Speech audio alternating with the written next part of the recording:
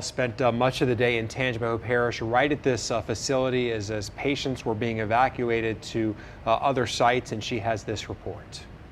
We had no clue, so at this time I didn't know if my mom was dead or alive. Family now searching for their loved ones after they were moved from this evacuation center just days after Hurricane Ida's landfall. What are you going to do now? Well, I came here and now I'm not sure, but I want us all to get together and find out where our loved ones are and make sure that they're taken care of. Nearly 850 nursing home residents from Orleans, Jefferson, Terrebonne, and Lafourche parishes were evacuated to this warehouse building in Independence, Louisiana, living in deplorable conditions, some with no mattress or bedding. That building is so solid, it's unbelievable. Bobby Dean, owner of the nursing homes and the evacuation warehouse, says he's receiving calls from family members asking where their loved ones are, and he can't answer them. I can't tell them whether they're fell upon hard times, whether they have passed on. I don't know where they are. Tangipahoa Parish President Robbie Miller says red flags went up when they noticed the number of people arriving. And all of a sudden we started hearing about some conditions, so we called LDH. We called the fire marshal. We called, everybody started running up the ladder that something's not right there. And we got some glimpses of some of the conditions, and we kept pushing. Pushing until every single elderly patient was transported out of the warehouse. This is a nightmare. It's a nightmare. For answers and word of their loved one's safety. I can't believe. I'm so sorry. I just feel guilty. I mean, if I'd known, I would have done what I did to bring her with me. Wow.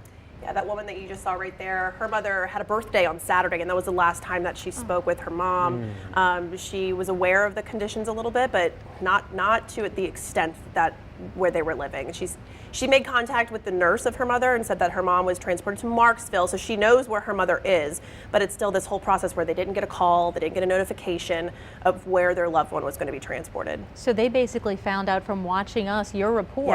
Yes. These two women that I spoke with today arrived to that facility and said we were watching the news and we were getting texts and messages from friends who were also watching the news of what was going on, and they came right over. The other woman was like, my dad lives 5 minutes down the road. If I had known this, we could have taken my aunt out of this facility and brought her to my dad's house. Well, I mean, we saw some of the pictures of these residents, nursing home residents, being brought away. I mean, they looked just, it's tough to watch.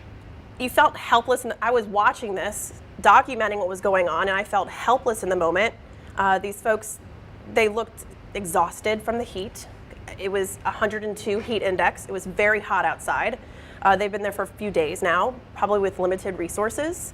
They looked exhausted and stressed and tired, and they had ailments. Some of these folks had diabetes. I heard COVID was a situation in this facility as well. So some of these patients were sick and they needed care. And several of them had to be transferred to hospitals as well. Correct. I think 14 they said. Yeah. And you can relate because you're thinking about your own grandmother or your own grandfather as you're watching this. I can't imagine having a loved one living in a facility like that in these times. We're all struggling without power, without gasoline and food and water right now, and having a vulnerable person in a facility like this, I can't imagine if my own loved one was in that room. Well, we're going to hear from someone who was in the facility. Thank you very much. We're going to hear from someone in a facility